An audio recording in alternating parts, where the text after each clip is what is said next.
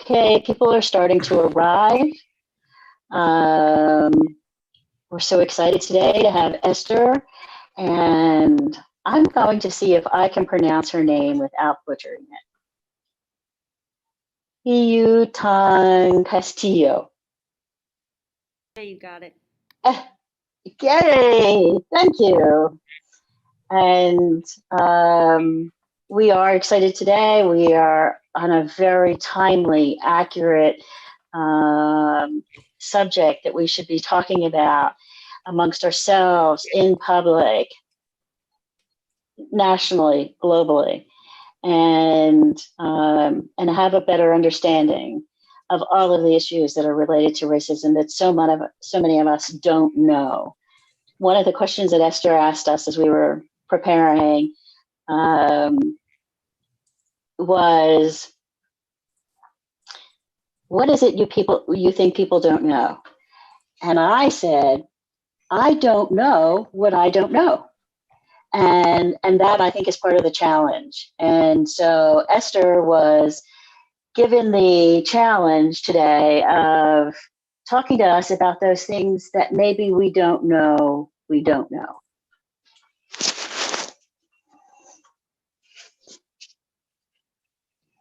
Thank you for the introduction. Yeah, I look forward to talking about this topic with everyone. Yeah, we'll see how it goes.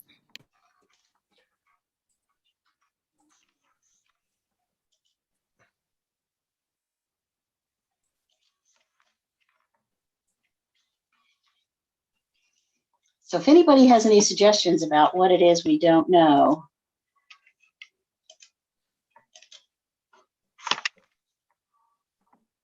we'd be happy to hear them now. Yeah, it would be nice to know what you're expecting from this webinar. What's something that you want to learn, you want to take away from it?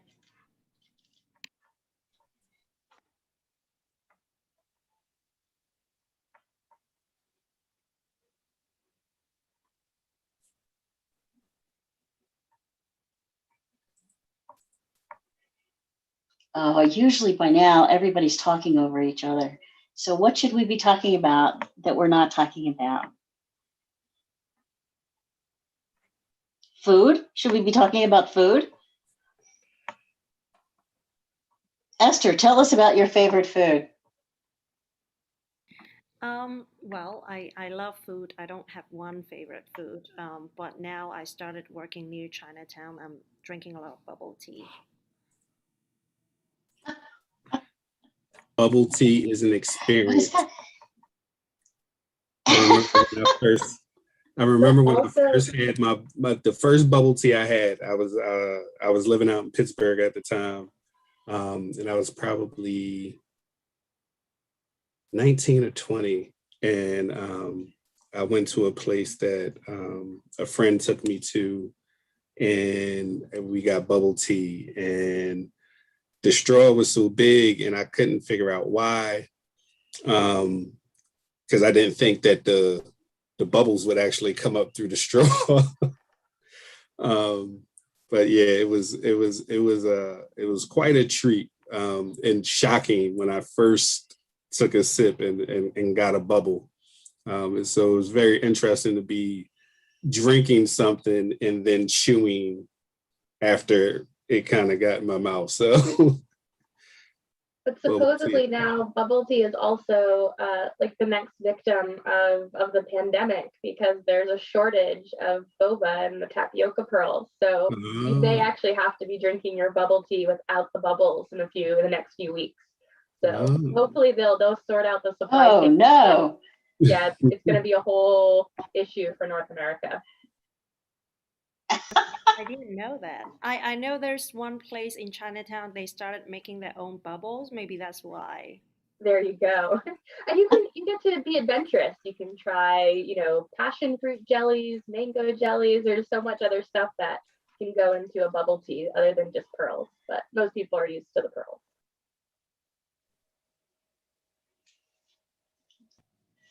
Well, that's interesting. So Kelsey, do we know anything else about food that's going to be scarce? That was the only one I saw. I think NPR did a story on it. So it was really, and I also love bubble tea. So I was personally very concerned that bubbles were going away. What is your favorite bubble tea? I love going for a classic. So, just the traditional bubble tea with, I do like I think it's called a Three Ladies, where you've got the grass jelly, the pudding, and the tapioca pearls. That one's a favorite. I also had like a jasmine green milk tea with sago, which is like little tinier pearls of tapioca, and I really like that one. But I'm just a fan of sort of jasmine-y floral teas.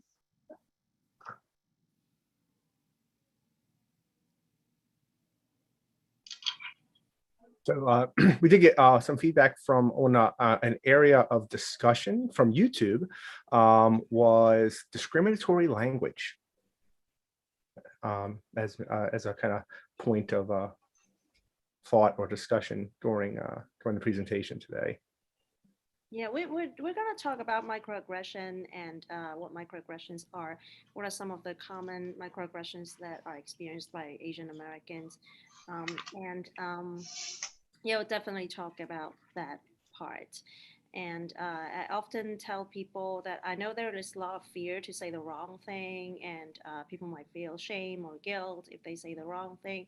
But I think really those kind of inclusive practices should really be centered on the goal to mitigate harm and to not avoid any re-traumatization of those who experience racism. So I think usually when I tell folks who are looking for better ways to watch their implicit bias or be more trauma informed in their daily lives or when they're seeing clients, I would say that to center that experience on the folks with marginalized identity.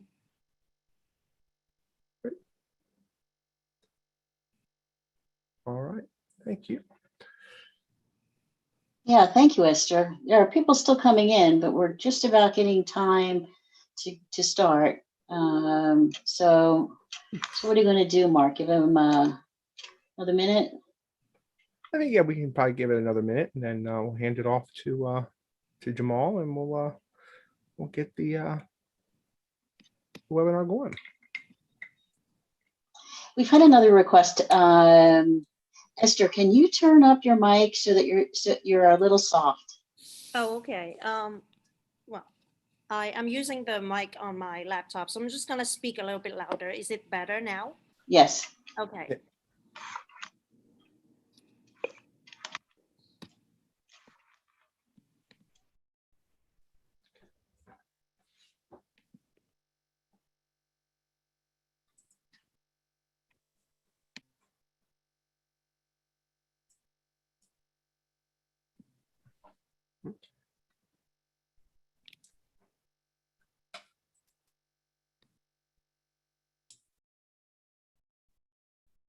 All right, are we ready? I believe so. All righty. Hello, everyone. I wanted to welcome you all to today's webinar speaker series provided by the PA Care Partnership in association with the Office of Mental Health and Substance Abuse Services.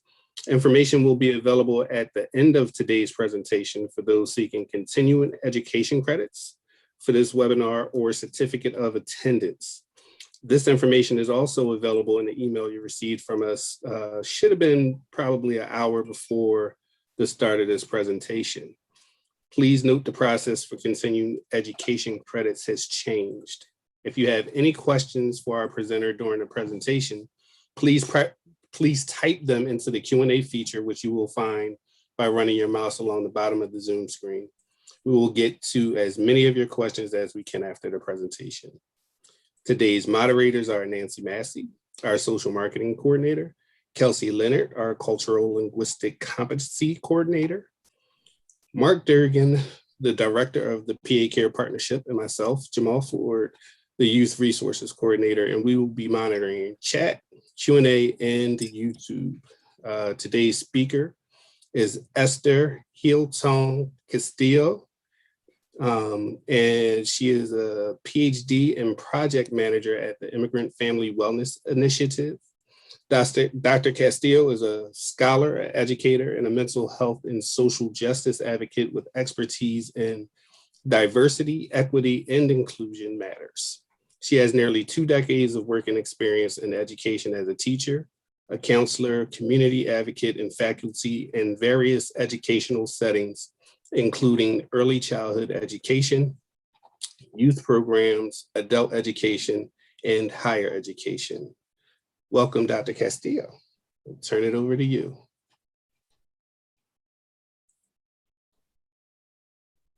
Thank you for the introduction.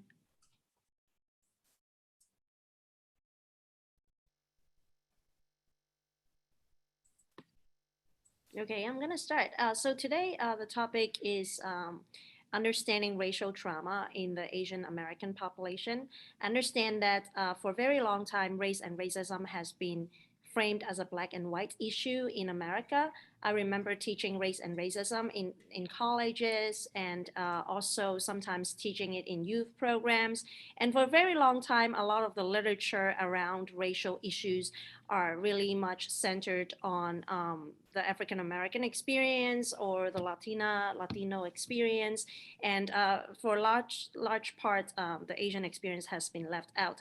And I think it is during this past year, this sharp increase in the anti-Asian hate, violence has really sparked the public interest and draw attention to the ways in which Asian Americans experience racism.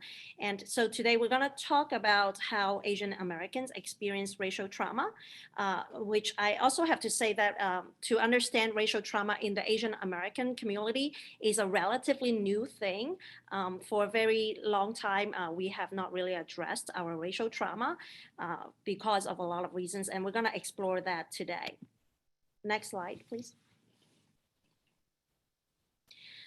So this is the agenda, and I'm going to start with the Asian American population because we're very diverse, and then we're going to talk about racial trauma.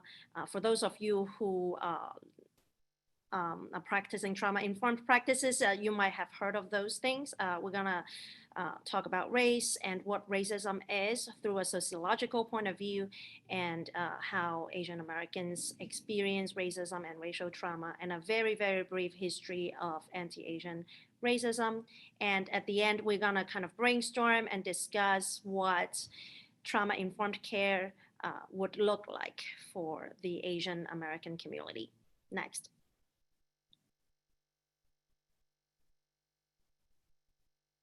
So who is Asian American? So I want to just ask our participants to guess the estimated number of Asian alone in combination of residents in the United States in 2019.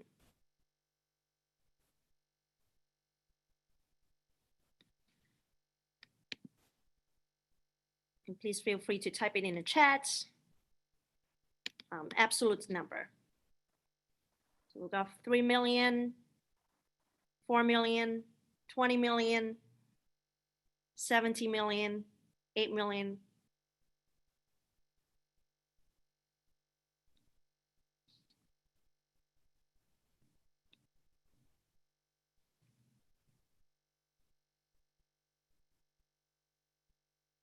Okay, if you can click on the next part and it will show the answer. Is 22.9 million. Anyone who are surprised or not so surprised? What are your reactions? And you can put it in the chat. Next slide, please. So the estimated number of that, so usually people say AAPI, so and PI stands for Pacific Islander. So the estimated number of Native Hawaiian and other Pacific Islander alone is 1.6 million. All right, next. Next. Okay, so Asian Americans recorded the fastest population growth rate among all racial and ethnic groups in the United States between 2000 and 2019. And the Asian population in the US grew from 81% during that, grew 81% during this period of time. And this is not that you can see the discrepancy between the estimated number and the actual number in 2019. The estimated number is actually even lower than the actual number. So Asian Americans is really growing very, very quickly here in the United States. Next slide, please. So who is Asian American, right? We are very diverse. And so I'm just showing the biggest ethnic groups within within the Asian American population. And today we're focusing on Asian American, so we're not specifically talking about Pacific Islander. Okay, so the biggest Asian population in the United States is Chinese. That's 5.2 million, followed by Asian Indian, 4.6 million, Filipino 4.2 million, Vietnamese 2.2, Korean 1.9, Japanese 1.5, and other or unreported.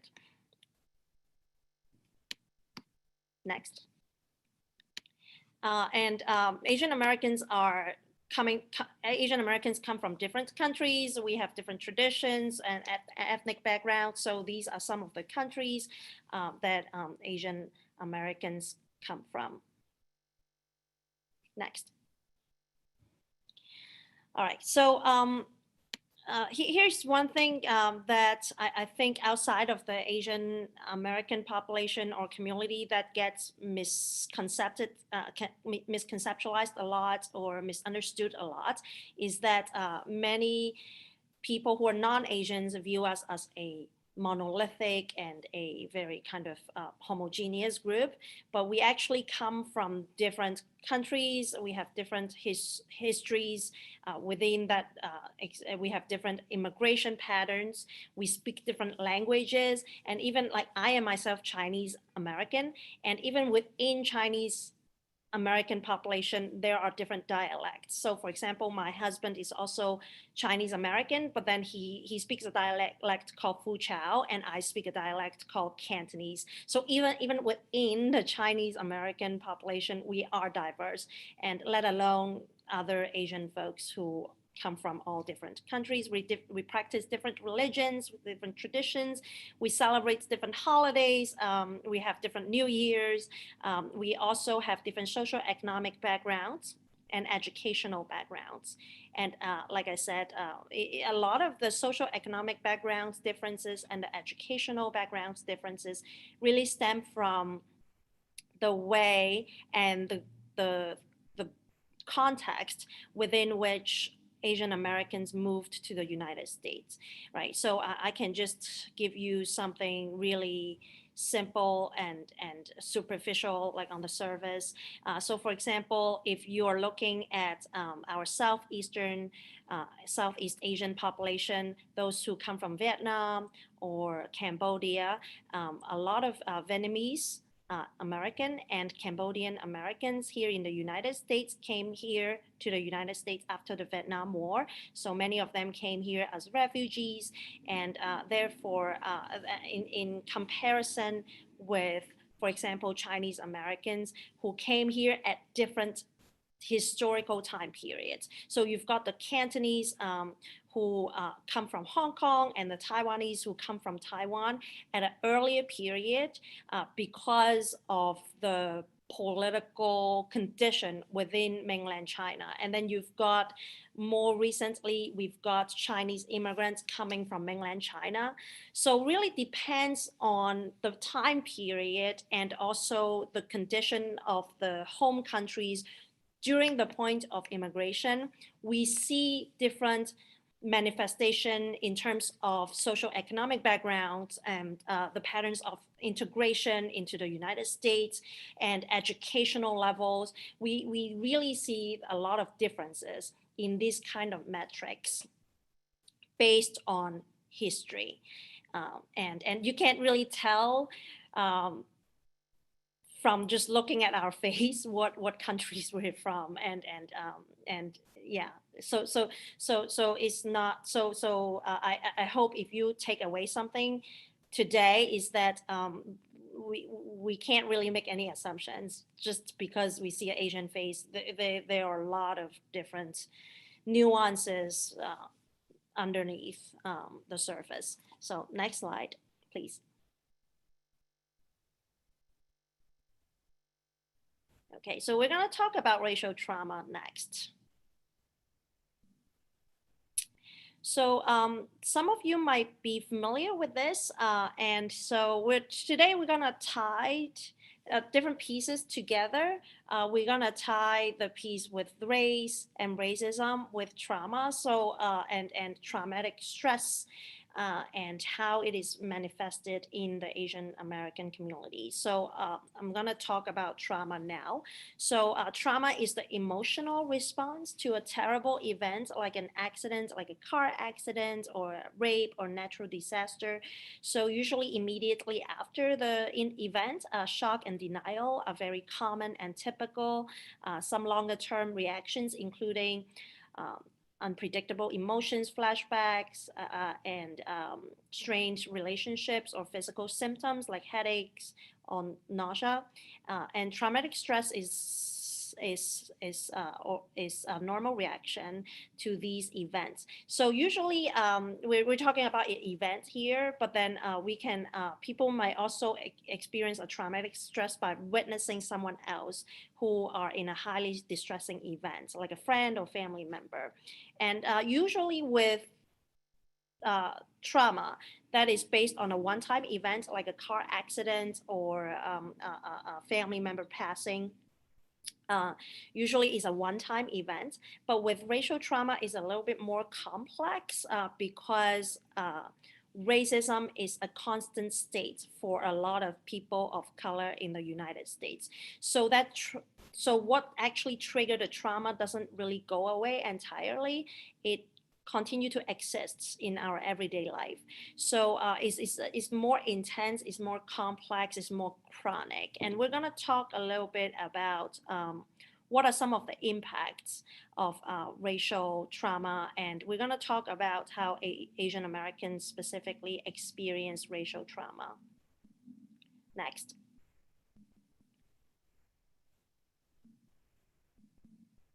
So we talk about trauma. So what is racial trauma? And sometimes you might hear race-based stress is basically the same thing. So racial trauma refers to the events of danger related to real or perceived experience of racial discrimination. And these include threats of harm and injury, humiliating and shaming events, and witnessing harm to other people of color, and in the case of Asians, witnessing harm to other Asians might be specifically harmful because of the shared identity. And again, these are due to real or perceived racism.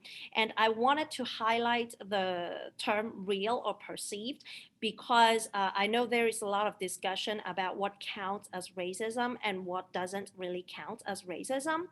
Unfortunately, for human brain, it can't really tell the difference between what is real or imagined, because for the brain, it is equally, the impact is equal, whether it is real or perceived. Okay, so here I've got a little diagram that shows that the impact is greater than the intention. Sometimes people might say that, well, I don't really mean it, so it doesn't really count.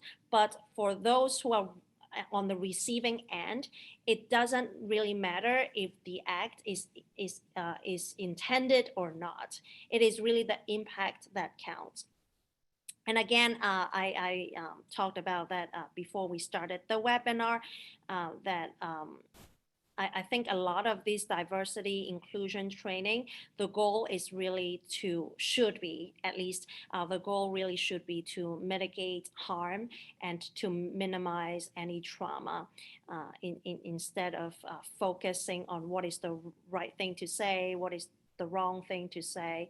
And I think And I don't think it is true that all of us have biases and prejudice. And I can talk a little bit more through a sociological point of view why we all have biases and prejudice. Mostly because we are all social beings. We're shaped by those around us. We're shaped by our social environment that includes the media, our political context, our cultural context. So if we and our historical context. So none of us are immune to be completely unbiased.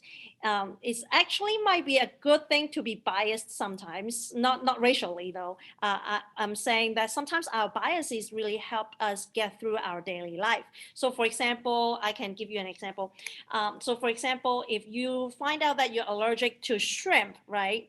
And you probably gonna be biased towards lobster because maybe last time you had shrimp and you had a terrible allergic reaction. So this time you are thinking in your brain, well, I might not want to try the lobster because last time I had a terrible allergic reaction when I tried the shrimp, right? So sometimes biases are really mental shortcuts to help us avoid dangers in our daily lives. But when we live in a social environment that give us a lot of false information around racial stereotypes, then it can become a problem at the social level. Next, please. So before I jump onto talking more specifically about race and racism, I want to talk about the impact, right? Just now I talked about the goal should be really to minimize harm, right? And I just want to talk about the impact of racial discrimination and just kind of point to why we really want to avoid traumatization and re-traumatization. It is really, in my belief, and I also think that it is true, that the less racism and less racial discrimination that we have in our society is better for everyone. Ultimately, we want our society to be healthy and well, and creating an environment that is free of racial discrimination can be really healthy for everybody living in that specific environment. So so on the flip side, racism can have detrimental effect on many aspects of mental health. And here our focus is on Asian American adults, but also more generally for people who identify as people of color, racial discrimination can be also related to lower grades for adolescents, lower self-esteem, lower sense of belonging to American culture, less hope, lower life satisfaction, more physical complaints, increased level of depression and depressive symptoms, more anxiety, suicidal ideation, and overall distress. So, thank you. And, oops, you're good. Okay, so I want to talk a little bit about a survey that I helped put together at the organization that I worked for. So if you have been paying attention to the news, there has been a rise of anti-Asian hate in this country. Started around like before around the COVID-19, and so this last month, our organization wanted to get a sense of how common this kind of anti-Asian racism is in, I live in Philadelphia, so we wanted to find out how common it is in Philadelphia. And we surveyed 315 individuals, and during our vaccination events here in our community center.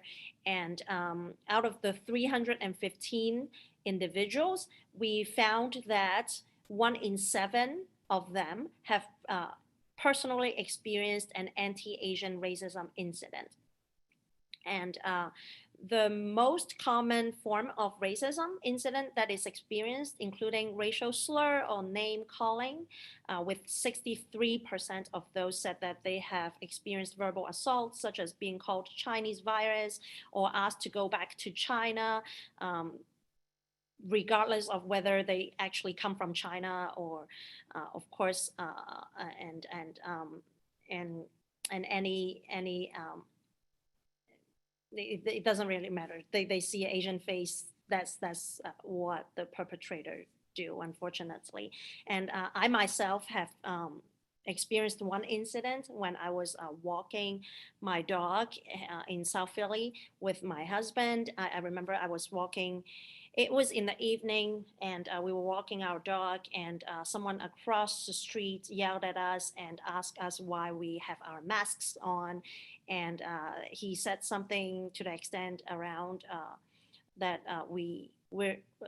he was asking if we were Chinese, and so like he was saying something like, "Oh, you guys are Chinese, right? Why are you wearing your mask? You guys brought the virus here. You should take off your masks."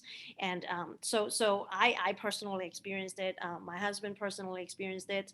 I have a lot of friends who personally experienced it. So when we found the statistic that 1 in 7 have personally experienced such an incident, I actually wasn't too surprised, although it's pretty hard to swallow.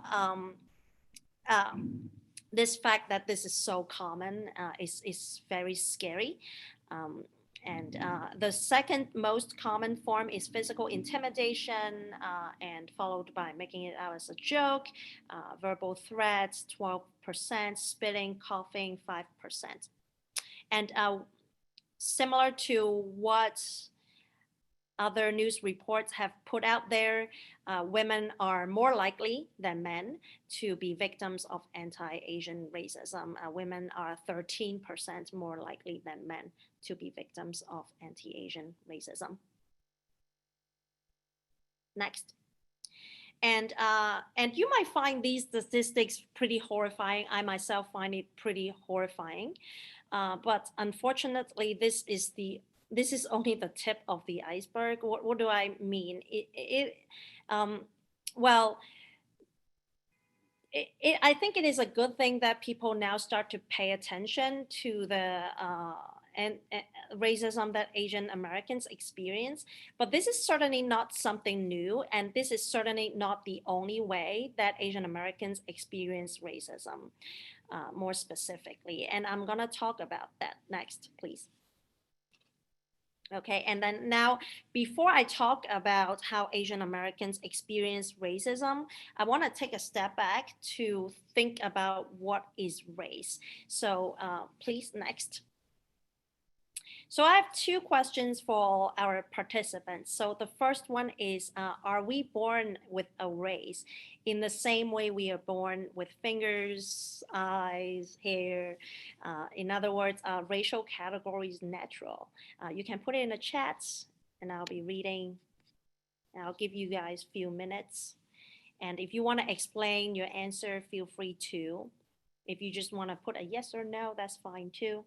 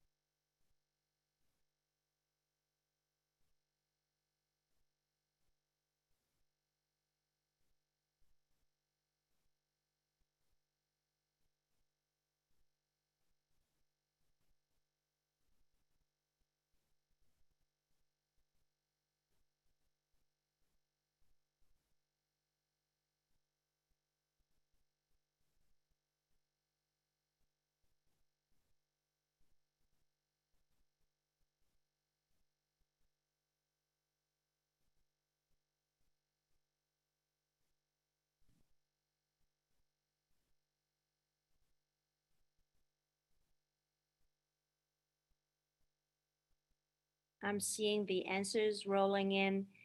It's a very controversial question. And I see almost as many yeses as nos. And I see a lot of people say that race is a social construct. And some people say, yes, maybe ancestry, skin color, yes and no, yes. It is very controversial. Okay, next, please.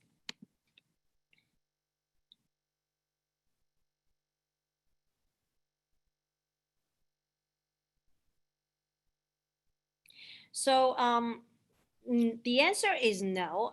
It's not the same. We do not, well, the thing is that we do not come into this world as African or European or Asian, black or white.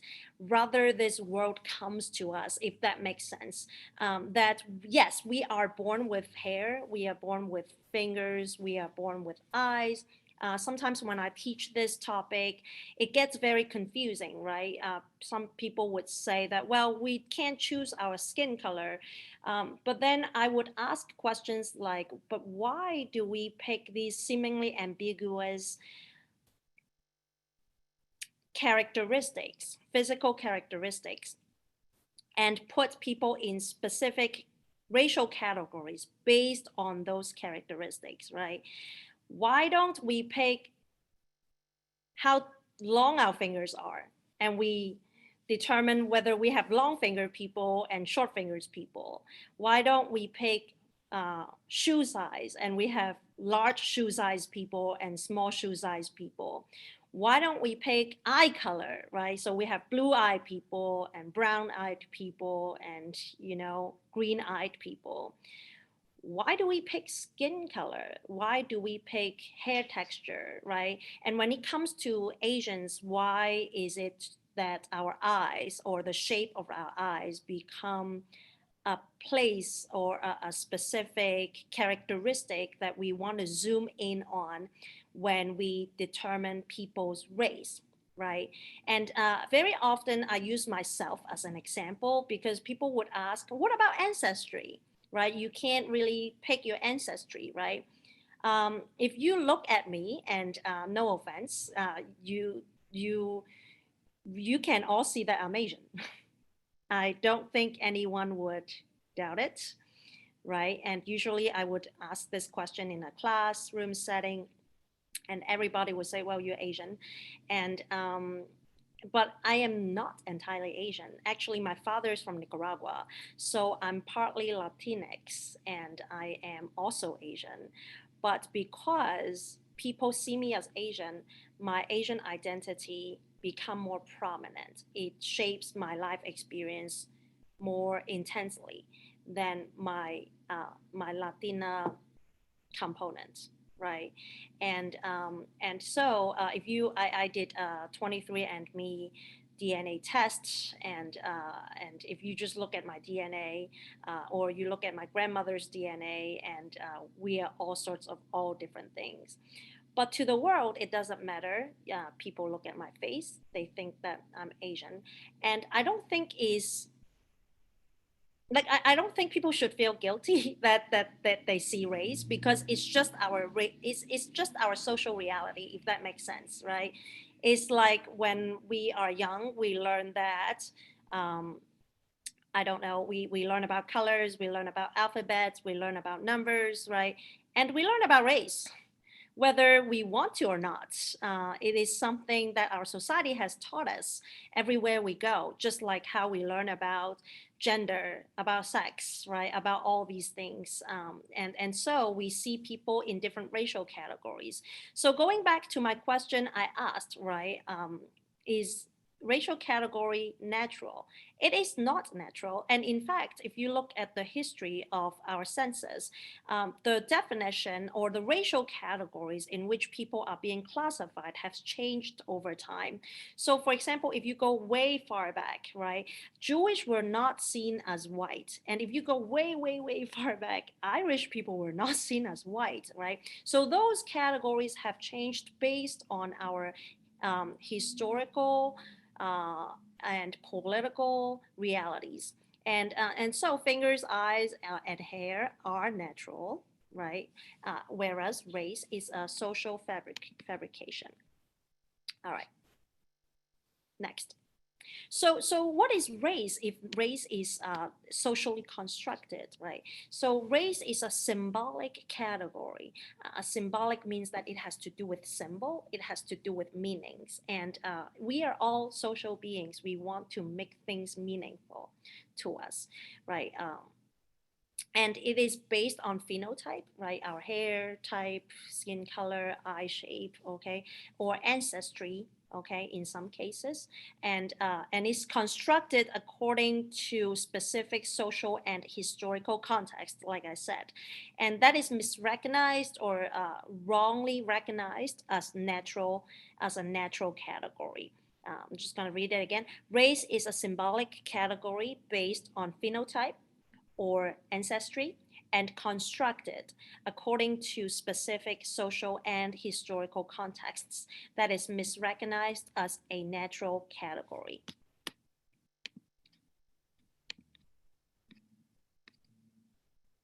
Next. So what is racism? We talked about race itself, right? So if race is socially constructed, then racism is based on a social construction, right? It is based on a historical creation, and I'm not saying that it doesn't really exist. Just because people create it, it doesn't mean that it doesn't exist. It just means that it's not natural, right? Just because people created my iPhone doesn't mean that my iPhone is not real. It is real, okay? And for racism, usually in sociology, we understand these two big categories of racism. And we might have heard a lot of people talking about systemic racism and what is racism, right? And usually when people think about racism, they think about this bad person, this with bad intention, who are out there to hurt people because they have hate inside them, right? Which is, like I said, the tip of the iceberg when it comes to what racism means, okay? And so we have institutional racism, or sometimes known as systemic racism. And systemic racism really shapes our social inequalities, as we can see in social institutions such as education, healthcare, the legal system, families, and the media. Okay, and we won't talk too much about that today. However, I can touch upon some of the ways in which Asian Americans also experience systemic racism, despite our experience being very different from, for example, Black Americans, because of the historical patterns in which Asian Americans came to the United States, and the way and our relationships with racism in the United States. And in terms of interpersonal racism, or sometimes known as individual racism, is the kind of racism that people usually think about when they think about racism. It involves personal attitudes, biases, prejudice, and discrimination. And like I said, we all have biases. So what are the differences between, people might ask, what are the differences between biases and prejudice, right? So biases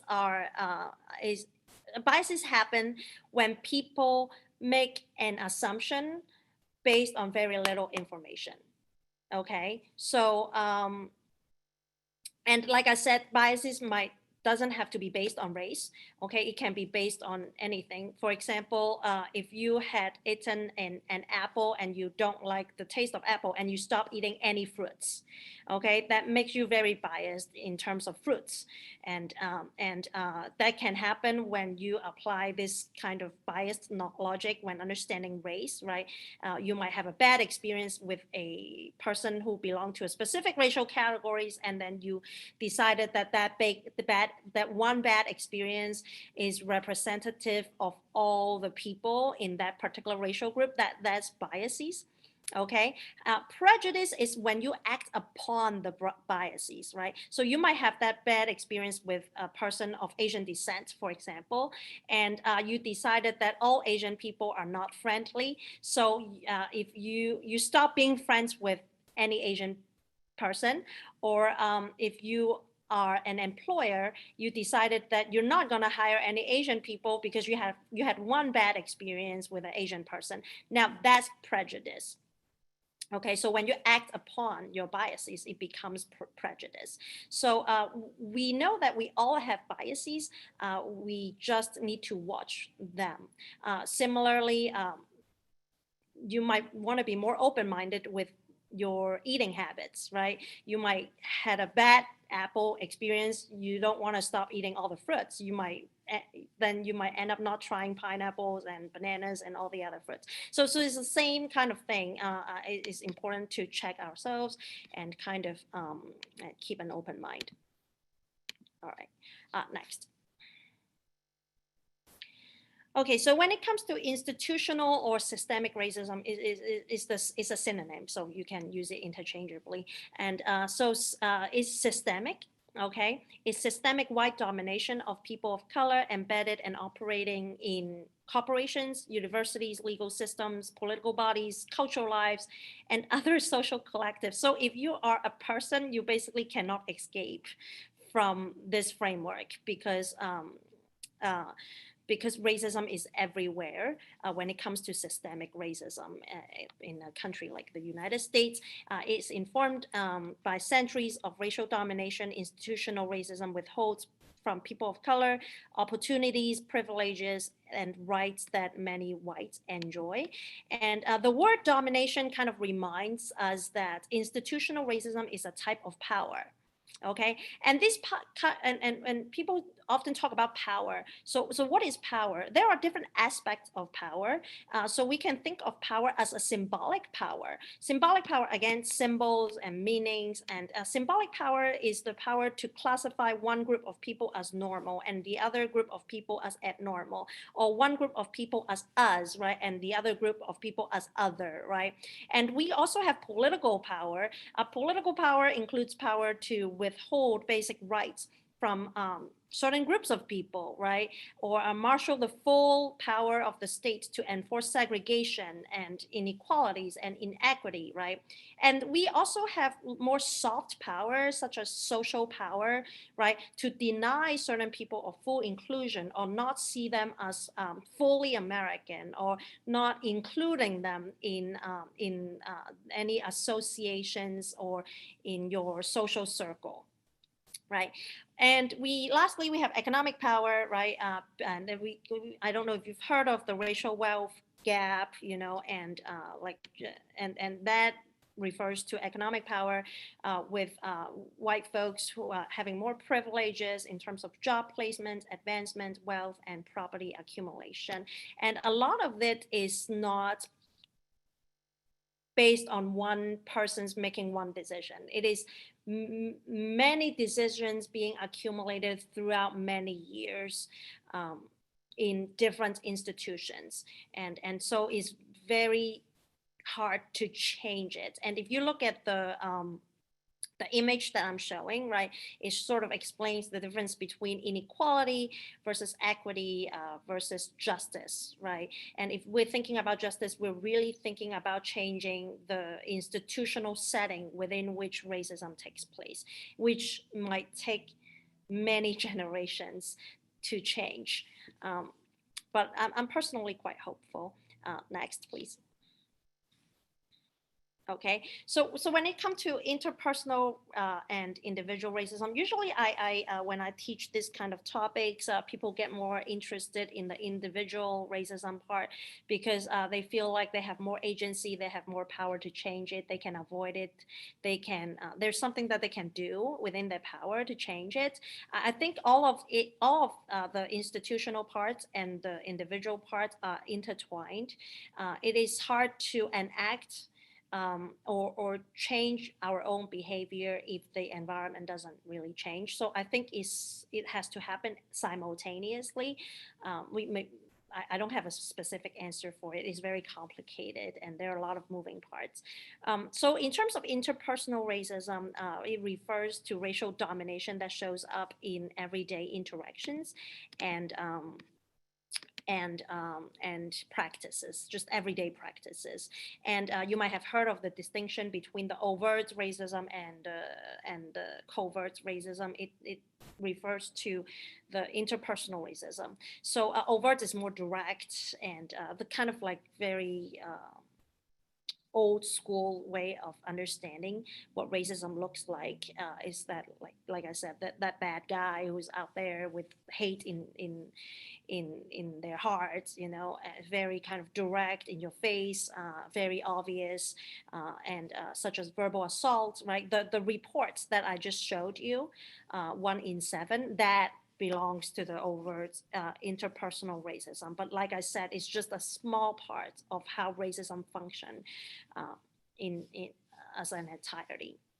And then there are more covert interpersonal racism, which is more indirect, subtle. It's more like a habit. It's more like common sense and very ordinary practices of our lives. And very, very often is completely unintentional.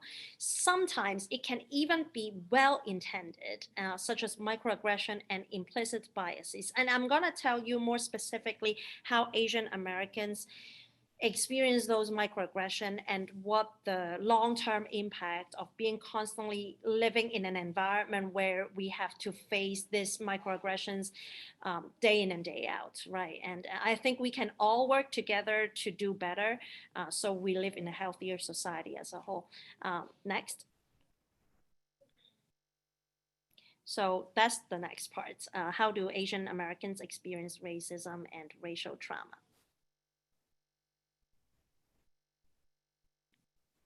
So there are a lot of misconceptions about Asians and anti-Asian racism. And I think the discourse, the public discourse is changing. However, for a very long time, although it was generally accepted that Black Americans experience both systemic and I even think that it was until last year we started to recognize that Black folks experience systemic racism, but not just this kind of individual racism, right? So and interpersonal racism. On the other hand, many people view that Asian Americans experience little racism because maybe of our lighter skin color, or really is based on the invisibility of Asian Americans in media and the US history, right? And I'll go from the top one where I said aggregate data often show that Asian Americans have somehow made it. If you look at the census level data, you would see that Asian Americans are doing very well in terms of academically and economically. Now, that kind of aggregate level data really ignores the fact that the diversity within the Asian population. Like I said, Asian Americans is a very, very diverse racial group. And based on our immigration trajectory, our social economic status and educational achievement look very, very different across different communities. If you single out the Vietnamese American experience, right? If you take out Vietnamese American and only look at the data for Vietnamese, and compare the educational level across different racial groups, Vietnamese Americans' data look more like Black folks and Latino folks than with other Asian folks, right? So if you compare Chinese, Vietnamese, Black, and Latino, you would see that Vietnamese, the data for Vietnamese look more similar to the data that reflect the Black and brown population. Okay, so there are more dissimilarities, there are more differences between Chinese and Vietnamese, right? But like I said, even in the Chinese community, there are so many differences, right? Based on the kind of different historical backgrounds and immigration stories that people have. For example, I can use my own example. For example, my husband come from a region called Fuzhou, and most Fuzhounese in America came here during the 90s, and a significant number of Fuzhounese came here as victims of human trafficking, and that's within the Chinese American experience. Now, compared to those who came from Hong Kong, who came from Hong Kong during, I would say, the 80s or maybe late 70s, or maybe some of them even 60s, right? Some of them really came to the United States with money. So they're bringing the capital that they have accumulated from Hong Kong to the United States, and they might use that money to open up their small businesses.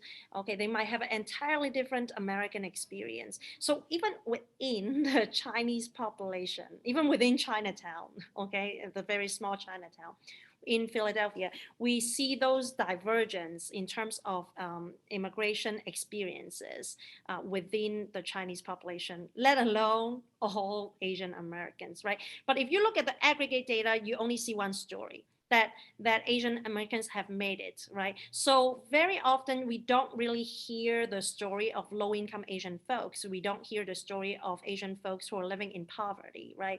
We don't hear the story of Asian folks who have trouble moving up in the path along the path of social mobility, right? And on top of that, you have the model minority stereotype, which is this myth, right? This misconception that Asian Americans have made it, that we are all doctors and lawyers, and we are kind of like trouble-free overachievers, right?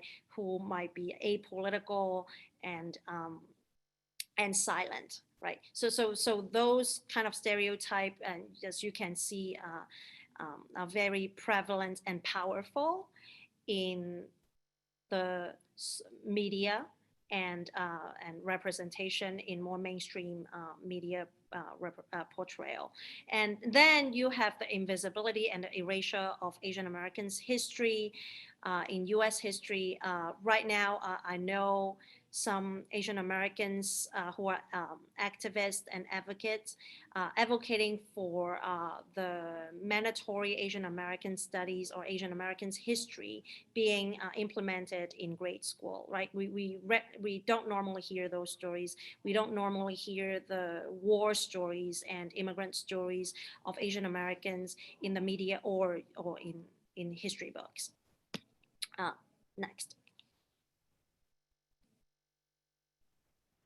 So I'm going to jump back and forth a little bit, and then we're going to talk a little bit more about the historical part.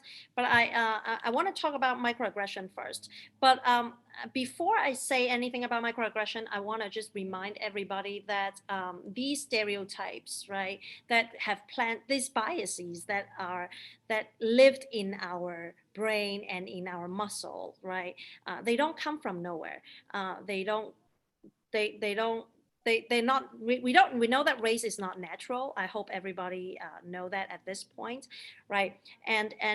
But these racial stereotypes generally comes from history, and I'm gonna talk a little bit about history later. But I want you to bear in mind about this very kind of insidious and subtle linkage between our everyday practices that can be biased and prejudiced, and how it's really linked to past historical events.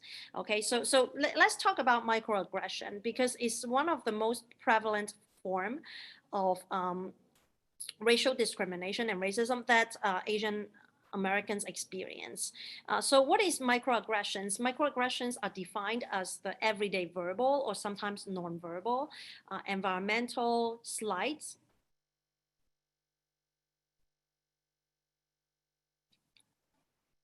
I think we lost the presentation.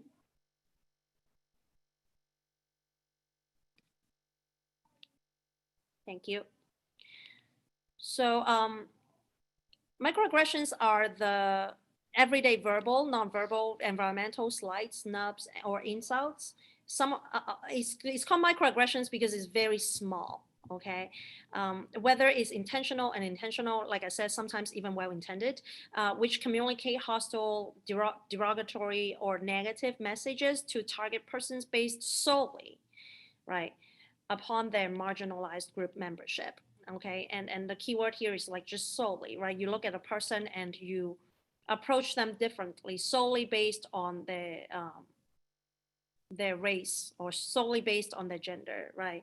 And to avoid that is very easy to me, actually. Well, maybe not so much for others, but then my main way of avoiding that is that I don't see a person and try to approach them differently based on their race. I just see that person as a full person, and it's easily said than done. I understand, but like people also get mad when they don't, when people fail to see their race. It's very complicated, but we can talk more about that later. So microaggression may have a few here several impacts, right? It can invalidate the group identity or experiential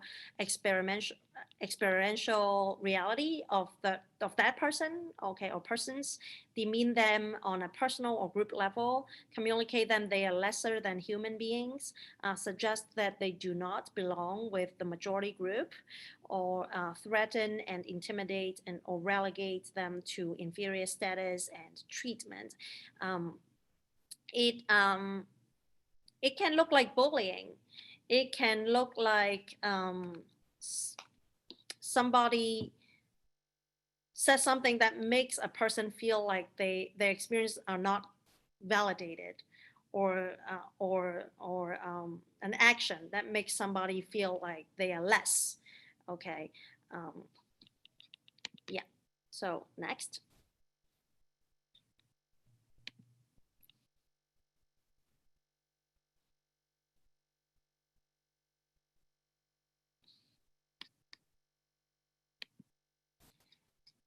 I think there's a technical difficulty with the presentation. Meanwhile, I also want to highlight a point about microaggression. Microaggression might not be race-based. It can be based on other marginalized identities. So it can be gender-based, for example. It can be based on other things. For microaggression that's race-based, we can call it racial microaggressions. But however, it's largely popularized as something that's related to racism and discrimination. And therefore, usually when people hear microaggressions, they're thinking about race. It doesn't have to be race-based. And I see a question about how do you separate microaggression versus bullying. Bullying can be a form of microaggression. It can be a form of racial assault, okay? But again, microaggression is very subtle. Is again, the keyword is really that, the keyword really is that that person is targeted based solely, right? If we're talking about racial microaggression, that the person is being targeted solely because of their race, right? They experience this kind of, or they receive this kind of treatment solely based on their racial identity. I can also share my slide then, maybe it's my mistake that I make.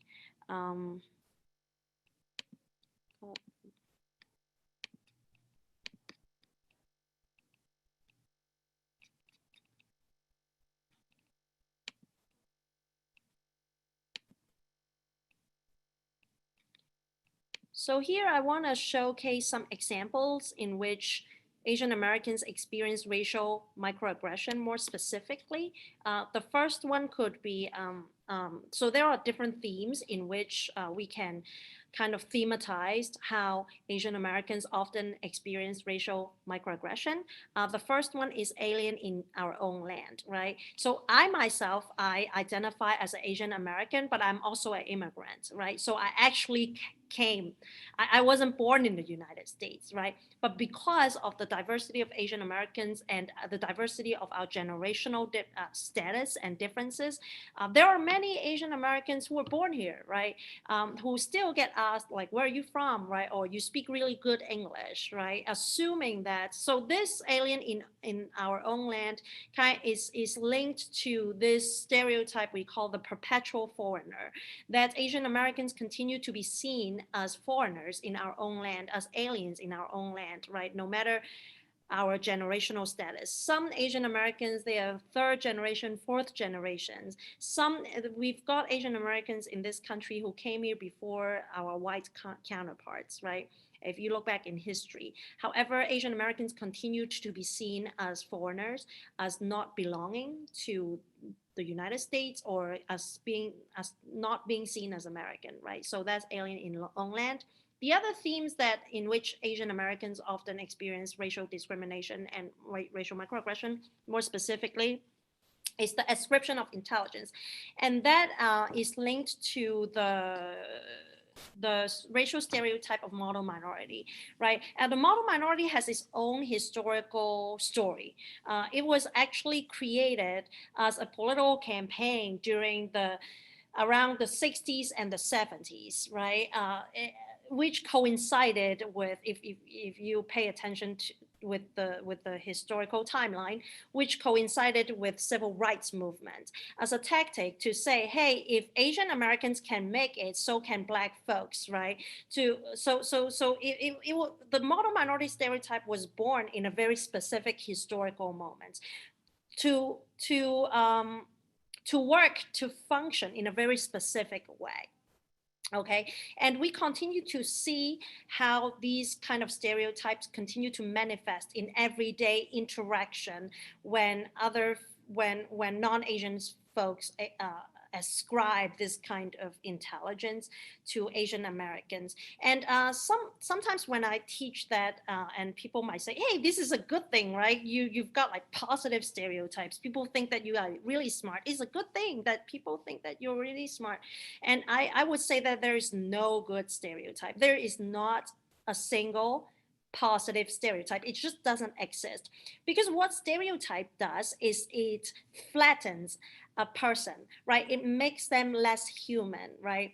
And in on the ground, it can be very detrimental to the person. For example, I remember I once talked to an Asian student, high school student, and I think that at that time, in the classroom, everybody was getting back their SAT score, and he got a really, really high score for his SAT because he worked really hard.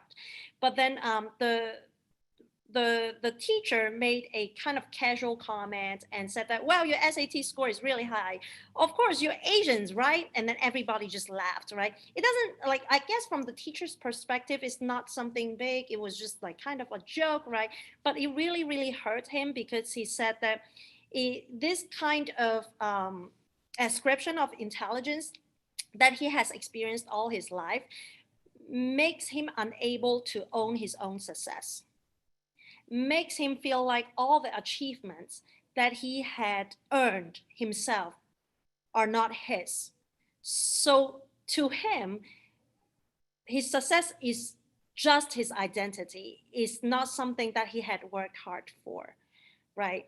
And for those Asian students who might not be so good at math, because we're all humans. Some of us are good at math, some of us are not good at math. It has nothing to do with race, okay? But for those who might not be good at math, they feel like they have failed their race, if that makes sense, that they are not, that they're not the good Asians, okay? So it put a tremendous amount of pressure, specifically on students when it comes to academic success. All right, so number 3, we have denial of racial reality. Sometimes I still hear that, like, oh, you guys are basically white, right? Or you don't experience racism. And sometimes it can look like the exclusion or the omission of the Asian experience in race dialogue, right? That we tend to see race and racism as a black and white issues, then we are not being seen as someone who experienced racism. And sometimes it can be in a research study. And actually, if you look at most of the research around racial trauma is focused on Black and Latino, okay, or Latinx, right?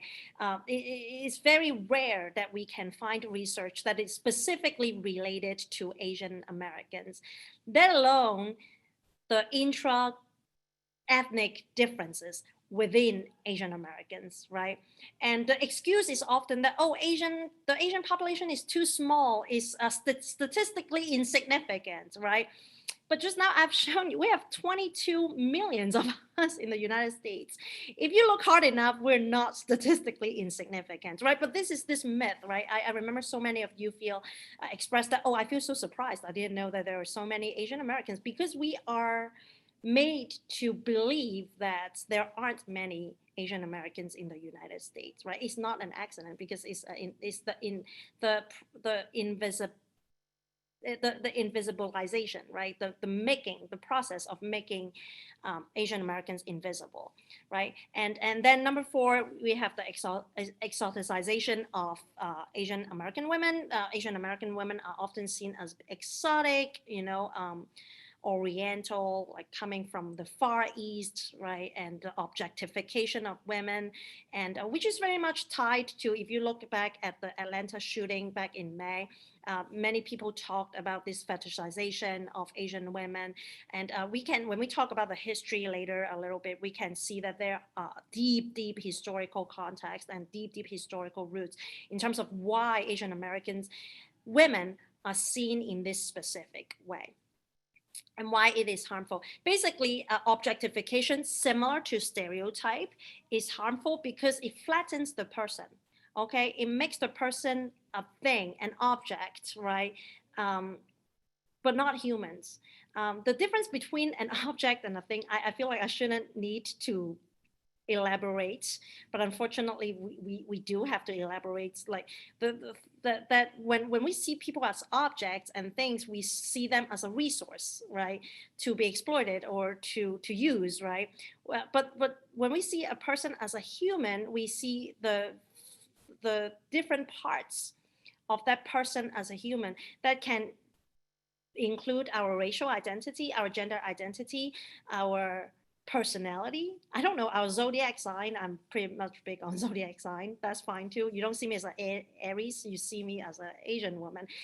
Like when we get to see the diversity within that person, we humanize them, right? And we don't objectify them. We don't put a stereotype or a label on them. Number 5, invalidation of interethnic difference. I kind of touched upon that, about the diversity within the Asian community, that Asian Americans are we're not a monolithic group, right? However, like I said, people look at my face, they don't think that, oh, my dad's family is from Nicaragua. So the people won't know. Like every time I tell people that, oh, my father is from Nicaragua, that's how I got my last name, people get so shocked because I don't look the way they expect me to be, right? So there are a lot of expectations, right? How I should look, or as it is linked to my ethnic identity. Right, so an example here, I would say saying ni hao when you see an Asian. I get that a lot. Like I remember one time a person asked me, how do I say sorry in Japanese?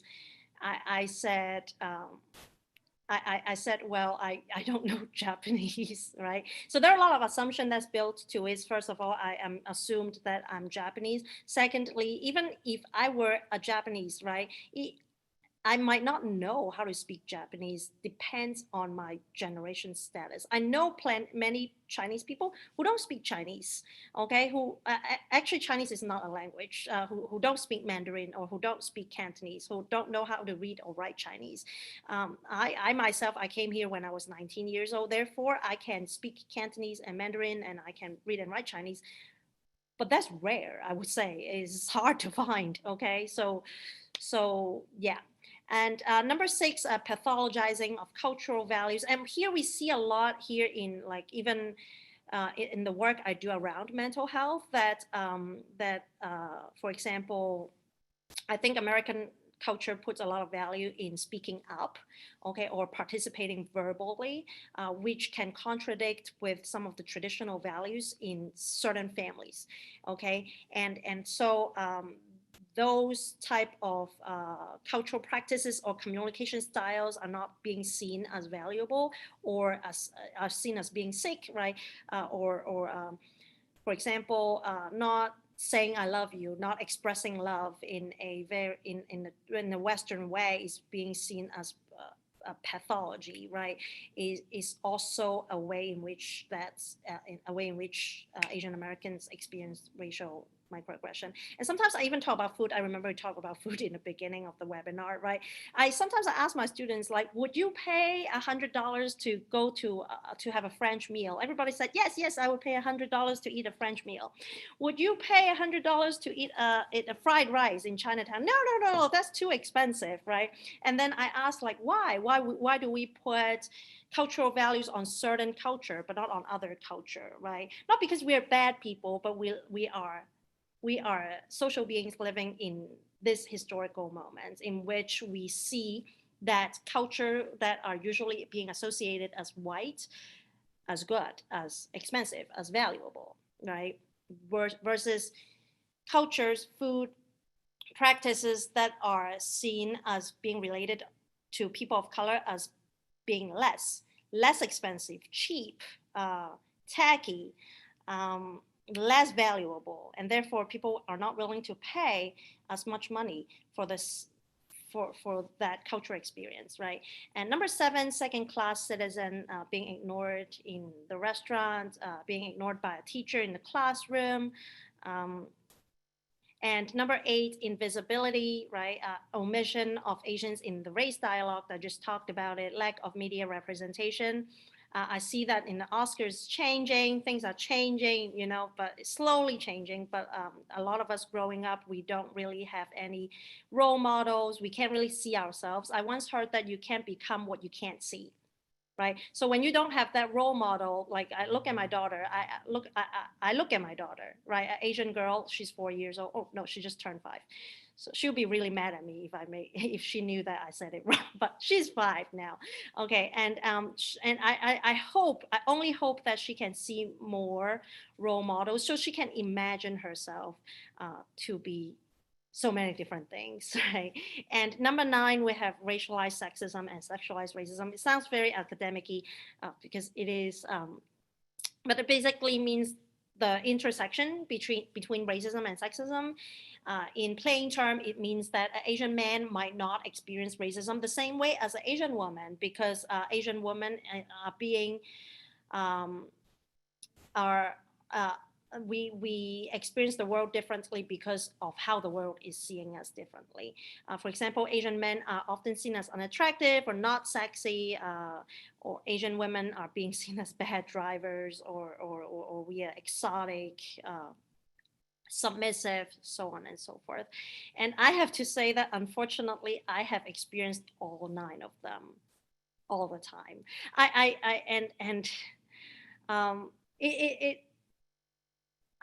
It makes me hard to talk about it. I actually took a long time for me to prepare this presentation because of how personal and how close I am, because I live this experience every day. I wish I don't have to, but I do. And it is not easy, and you try to ignore it, you try to push it to the side, right? But if all of these 9 points just happen to you all the time and bombard your life all the time, right, it's hard to ignore it. It starts with something small, just here and there, like people making comments, or you see people ignore you, you're not quite sure if it's racism or it's not, and you try not to think about it. People make a joke out of something that you do, or they ask you how to pronounce something in Chinese or Japanese, who knows what. It adds up. Okay, and I use this analogy to explain racial microaggression to my students, is mosquito bites, right? If you have one mosquito bites, it doesn't really bother you. But if you have mosquitoes following you around all the time, and you have mosquito bites all over your bodies all the time, that is a problem. Okay, it becomes very, very hard to just try not to see it, right? Yeah, that's all I have to say for this slide. Next, please.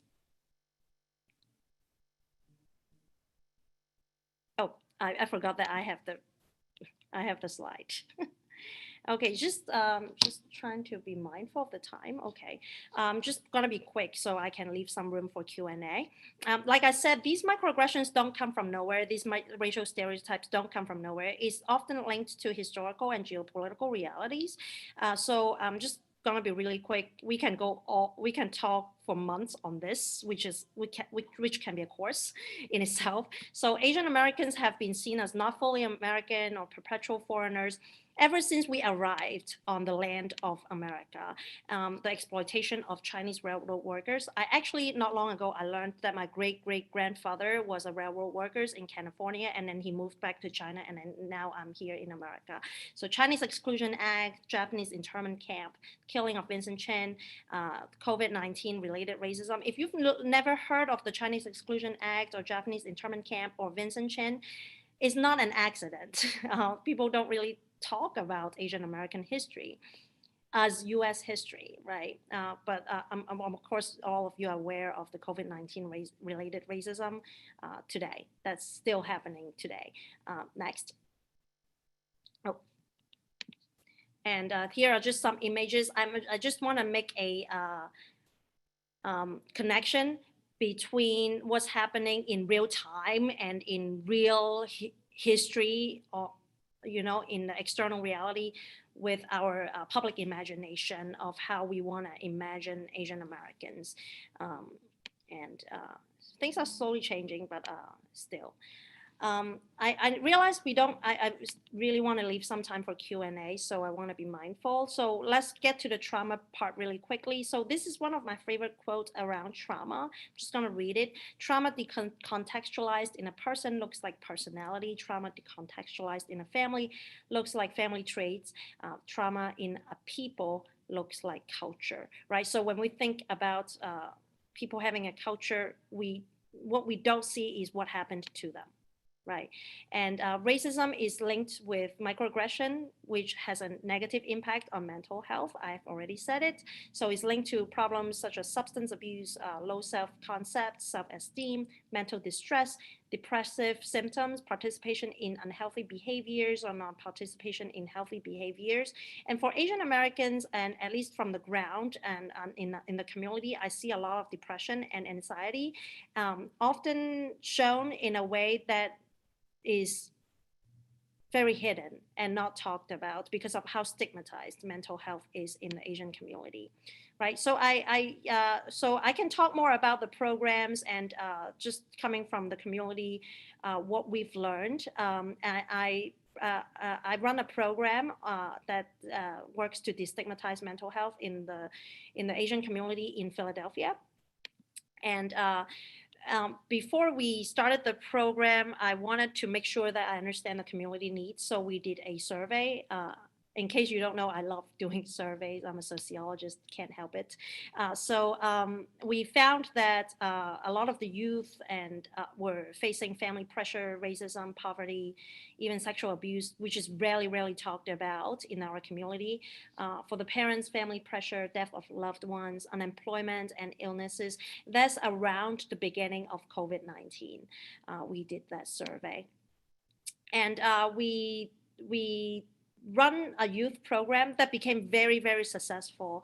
At the end, we were able to lower the participants' anxiety level and encourage healthy communication with their family. And on the left is just some artwork being done by them to think about their Asian American identity in conjunction with their mental health and their family dynamics, right?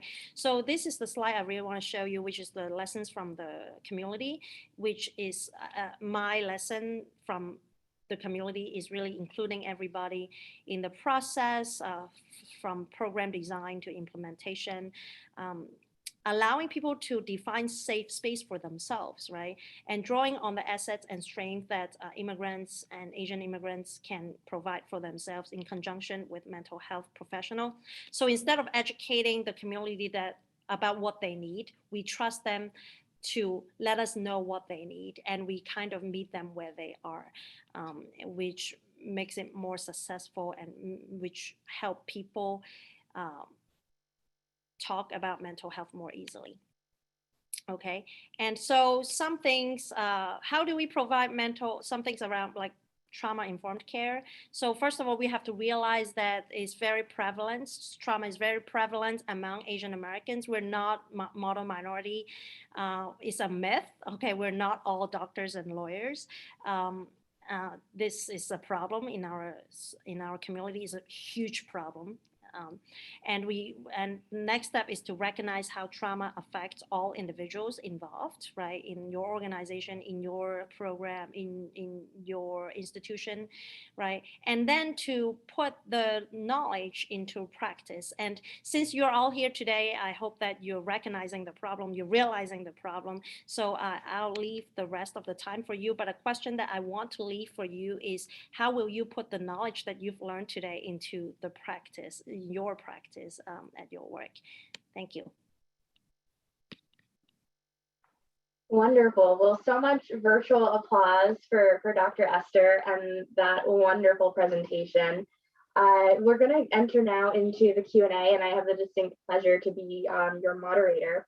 I just wanted to sort of highlight some of the key information that you shared with us. There was so much packed in to that presentation.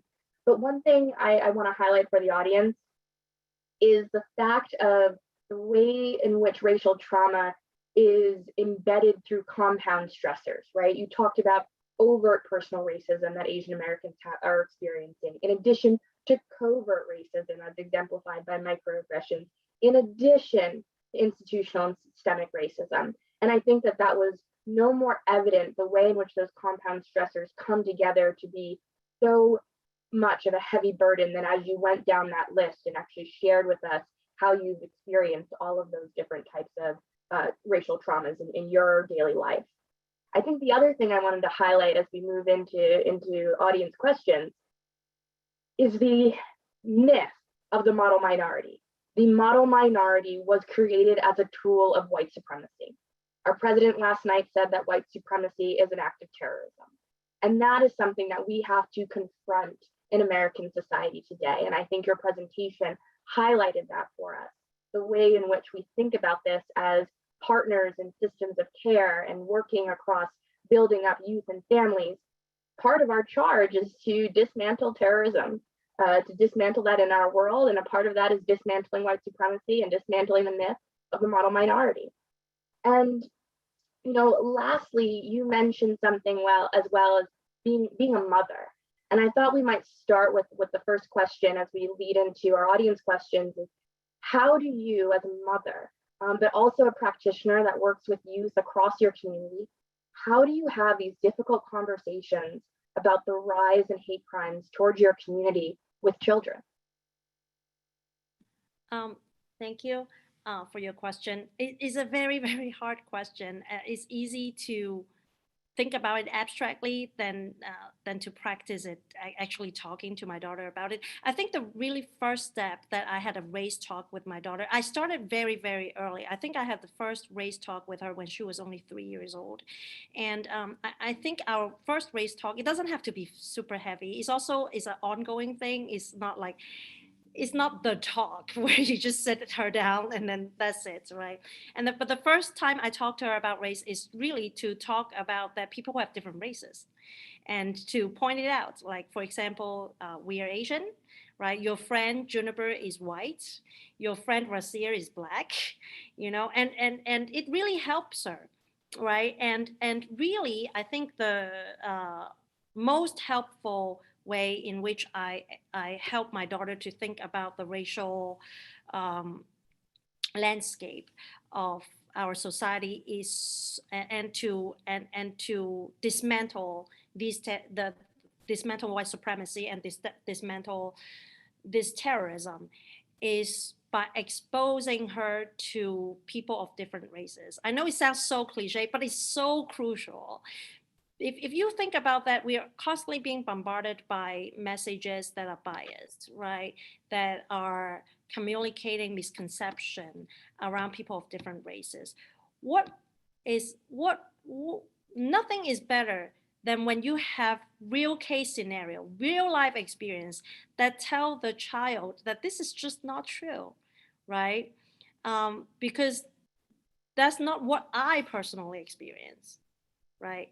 And so I think that's the number one thing that I do is instead of saying that people are all equal, well, we hope that is true, but unfortunately it is not true. So it's important to show the child that people indeed have different races. I think that's the first step. Thank you so much for that answer and for sharing your insight and just your personal experience about having these really difficult conversations, but what, given everything you've shared today, are needed conversations. These are safety conversations, even, for children as young as you said, as 3 years old. Relatedly to children, there was an audience question, a few that came in, asking if you could particularly speak to the impact of adoption on Asian children by white parents. And relatedly, a second question was, someone asked, I'm from Korea. I came to the United States at the age of 5 months old. I was adopted by white parents. Am I Asian American? So where do I fit in the broader community? Thank you for your question. For the second part of the question, I cannot answer for you because this is your own journey. You have to discover for yourself, right? But if we understand that race is what the world has given us, whether or not you see yourself as Asian American, it doesn't stop the world from seeing you as an Asian American person, if that makes sense, because race is marked, right? It's marked by other people. It's not something that we can choose to disclose or not, right? Ethnicity, on the other hand, you can choose to disclose or not. I don't have to tell you that I'm Chinese, right? But then you would tell me that I'm Asian. I don't get to choose whether I want to be an Asian person. And for the first part of the question, I lost the first part of the question. Can you repeat it? Yes, the first part was around the experience of or impacts of adoption on Asian American children or Asian children by white parents. I forget the actual term for, there's a new term outside of mixed race Transracial adoption. adoptee. There we go. Thank you. Transracial adoption. Yeah. So I don't have a personal experience to speak directly on that, but what I've heard from a lot of transracial adoptees is the lack of space to talk about race in their own family, and that is harmful. And if we have any families who have adopted Asian children among the audience, I strongly advise you to create that safe space for your child or your children to talk about race, despite it being difficult, because the silence is more harmful than to actually have that difficult conversation. Maybe you're running away from it. You think it might hurt, it might be hurtful, but not talking about it is actually more hurtful. Wonderful. Thank you for that answer. Relatedly, transitioning to how do you call people in when maybe they've made a cultural hiccup. We had a question that says, how do you address racism with a friend or acquaintance when the person has experienced severe traumatic events by a person of a certain race, and you don't want to invalidate that trauma, but you still need to address their bias? How would you recommend they interact or start that conversation? Mm-hmm. I'm specifically thinking about having that conversation with my black friend. My best friend is a black woman, and I remember during last year there was a lot of tension within the Black and Asian communities around summertime, and we had that difficult conversation. And I think what came out of it as a lesson is that we have to hold our multiple truths and not invalidate one another, right? And what's helpful for me is to talk about my own experience without making any accusation of the other community, if that makes sense. And I remember talking about Black Asian solidarity building, and there was this hope from each side that we want each other to do more. But I think what is lost in that conversation is that we forgot that sometimes we just have to give before we take. So I realized the power of doing and giving if this is a common goal that we are all moving towards, right? It doesn't matter who gives first, and if we focus so much on, oh, I need to receive something before I give, then we're not really focusing on the right path. If I answered your question. So how do we call people in? I think it is good to focus on your feeling. If there's hurt feeling, I think we should talk about it. We should express it. We should not feel ashamed of our feelings, and we can explore why we feel hurt without invalidating the other person who might come from another marginalized group. I think that's fantastic advice. And it's always such a pleasure to speak with you, because you bring this sort of back to your own personal experience, which I think so many folks can learn from and are learning from in real time. I hope it's okay that maybe we take one or two more questions, if you're okay time-wise, and then we'll round out for those that are attending right now. So there's a few questions that have come in about microaggressions. And so one of the questions relates to what other types of microaggressions may exist outside of racial microaggressions? And relatedly, is bullying a microaggression, or how do those two relate to each other? Thank you for the question. So yes, in short, microaggressions can be based on other marginalized identity, most often can be related to gender. Okay, so women can experience microaggression in ways that men often do not experience. For example, being assumed that we're bad drivers, or when we speak too loud, we're seen as angry, or we talk too loud, right? And sometimes it can be based on sexual orientation or gender representation or gender expression, basically any, or immigrant status, right? People who are immigrants are being seen as less educated, or people who have an accent speaking English are being seen as less intelligent, right? But in fact, intelligence has nothing to do with your accent. So yeah, it comes in all different forms, and we, based on your identity, you can experience microaggression intersectionally. So for me, I'm a woman, I'm an immigrant, and I am a Asian person. So I, unfortunately, I do experience a lot of microaggressions coming from all these different sources. And in terms of bullying, yes, microaggression is a form of bullying. And what is the difference between it? Again, I think I sort of answered that before, is that microaggression is based solely upon that person's marginalized identity. So bullying can be based on other things, but usually a lot of bullying is based on marginalized identity. May it be age group, a different age group, or people who are seen as other. So they, in a way, they're very similar, but for racial, microaggression is specifically based on race. Okay, thank you for that answer. Well, I think we have one question that there were so many questions that came in, and maybe we'll be able to share those with you and use it as a point for our collective growth, and something for us as the PA partnership to further explore with some additional sessions. For those that are listening in, I know that our team will probably share this, but Dr. Esther will be back with us. So we're looking forward to that. But as we close out, there's one remaining question that I think is also very hopeful and future oriented. So I wanted to share that with you.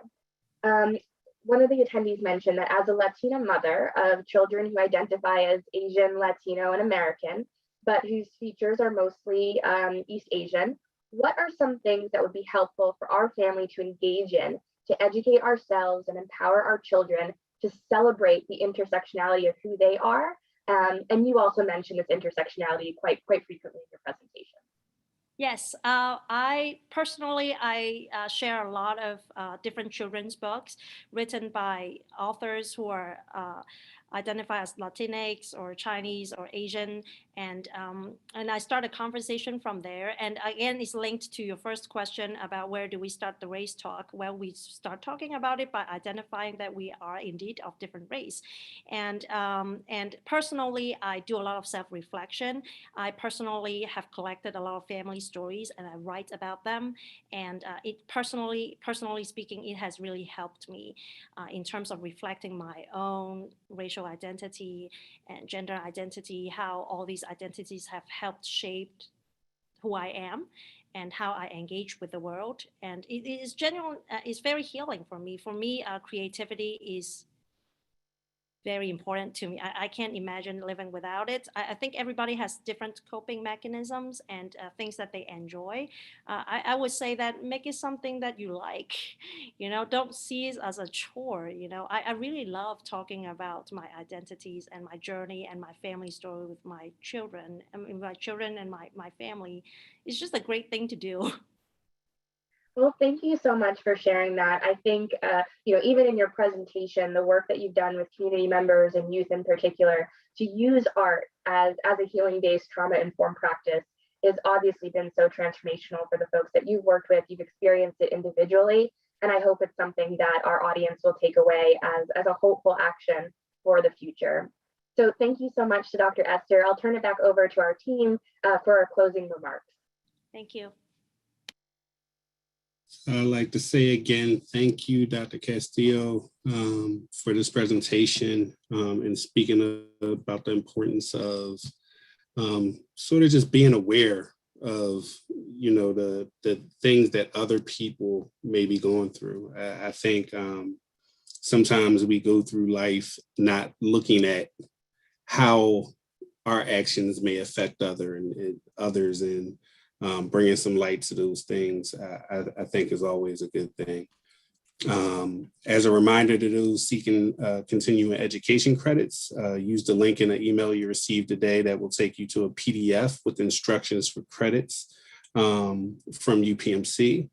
For those attending on Zoom, you will be prompted after the meeting today to throw in through an email tomorrow to participate in a brief survey about the presentation and download your certificate of attendance. This is separate from continuing education credits. I really want to stress that. So the link for the evaluation and the certificate of attendance is also included in the email you received today for a reminder of the webinar. Our next presentation will be May 11th, 2021, starting at 2 p.m. And it will be presented by the Heroes Initiative, and they will be focusing on engaging youth and families through pop culture.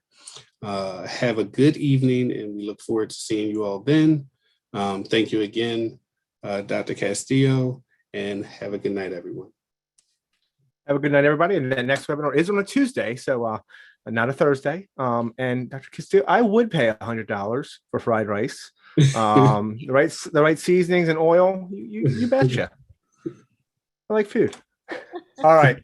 Thank you, Dr. Castillo. And as a reminder to what Kelsey tells us, yes, she is going to be back with us in July. We should have a firm date and information going out to you within the next couple of weeks. We look forward to hearing from you again. Thank you, everyone. Thank you all. Have a fantastic day. And we'll end the webinar. Bye-bye. Thank you.